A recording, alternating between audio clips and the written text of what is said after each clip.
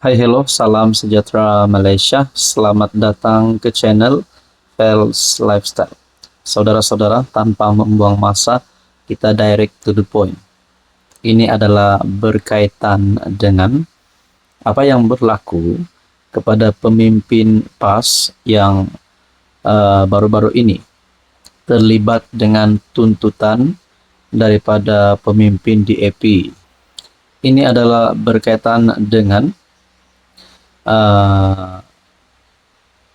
pembiayaan tuntutan sebanyak Rm825.000 daripada 3 pemimpin DAP terhadap pemimpin PAS ataupun ahli parlimen PAS, Kepala Batas Dr. Siti Mastura. Nah, apa yang berlaku selepas PAS yang mengutip derma bagi membantu ahli parlimen, yaitu ahli parlimen Kepala Batas Siti Mastura. Satu tulisan yang saya lihat daripada Harapan Daily, beri sumbangan tanda reda dosa fitnah. Ini satu lagi tamparan padu untuk PAS, terutamanya presidennya Hadi Awang. Penasihat agama kepada Timbalan Perdana Menteri 1, Datuk Dr. Muhammad Khairuddin Aman Razali, menegaskan adalah sangat tidak wajar mengutip dana daripada masyarakat untuk membayar saman sivil kerana perlakuan dosa fitnah. Ahli Majlis Ulama UMNO berkenaan berkata, dana sumbangan awam patut digunakan untuk aktiviti seperti kebajikan, membantu golongan yang dizalimi, dakwah dan pendidikan. Beliau berkata, dana sumbangan awam bukannya untuk membantu orang yang menzalimi maruah orang lain dengan fitnah dan cerita rekaan, meskipun bukan Islam hatta musuh sekalipun. Dosa fitnah dan mereka-reka cerita adalah dosa besar. Memberi sumbangan untuk menampung kesalahan itu tidak berpahala. Bahkan tanda meredai perlakuan dosa fitnah, ujarnya dalam FB. Kenyataan Khairuddin, yang juga bekas ahli Majlis Syura Ulama PAS itu, dilihat susulan rayuan PAS memohon derma jihad bagi membiayai tuntutan sebanyak Rm825.000 daripada 3 pemimpin DAP. Walau bagaimanapun, rayuan derma jihad seperti disebut dalam surat berkeliling kepada pemimpin utama PAS pusat, negeri dan sayap parti tersebut hanya dihujani kecaman orang ramai. Saudara-saudara, Anda rasa apa yang akan berlaku selepas ini? Kita teruskan bersama di dalam channel ini untuk info yang seterusnya. Halo semua, salam sejahtera Malaysia, yang tuan-tuan dan puan yang saya amat hormati. Bagaimana komen dan pandangan Anda setakat ini untuk pimpinan Anwar Ibrahim sebagai Perdana Menteri? Selepas 2 tahun memegang jawatan PM, selepas 2 tahun PHPN, Kerajaan Perpaduan ditubuhkan, sudah pasti ada kecaman, kritikan diterima Anwar.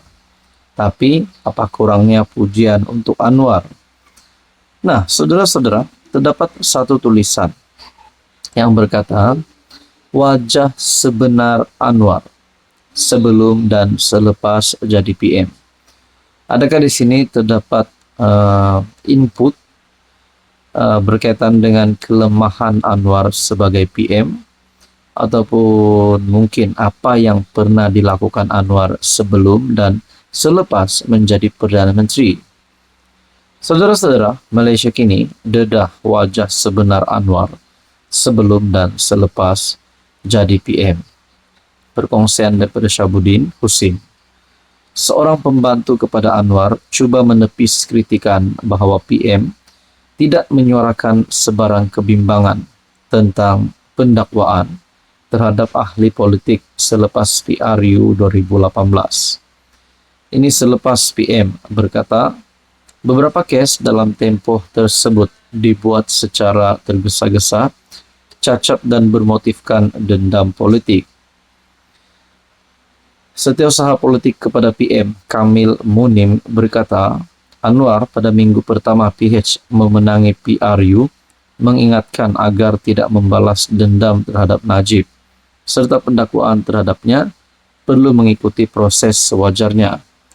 Namun, Semakan Malaysia kini, dari Mei 2018 sehingga November 2022, mendapati bahwa lain daripada peringatan itu, Anwar tidak menyuarakan kebimbangan mengenai tuduhan yang dikenakan terhadap ahli politik itu.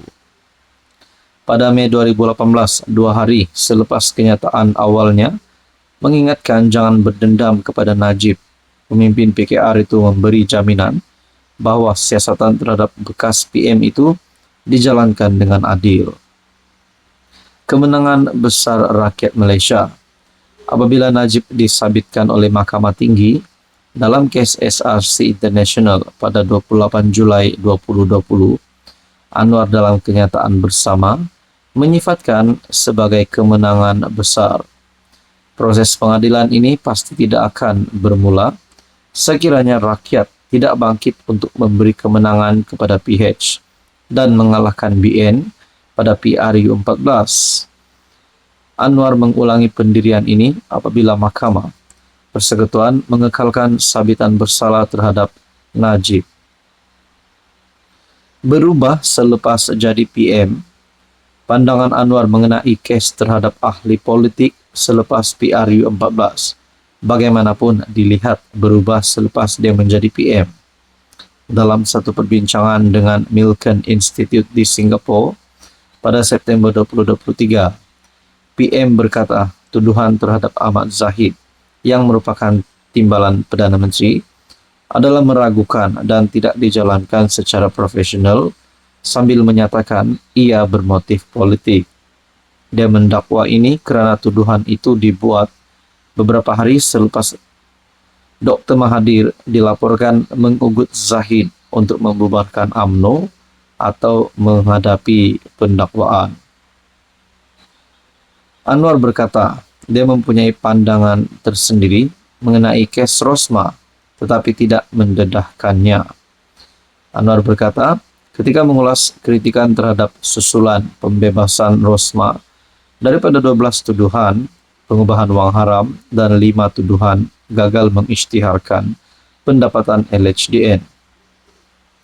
Rosmah yang merupakan isteri Najib sebelum ini disabitkan kesalahan dalam satu lagi kes rasuah melibatkan projek tenaga solar. Dia sedang merayu terhadap sabitan tersebut. Dia juga menegaskan bahawa pihak pendakwaan sedang merayu terhadap pembebasan Rosmah. Saudara-saudara, berkaitan dengan ini, apa komen anda?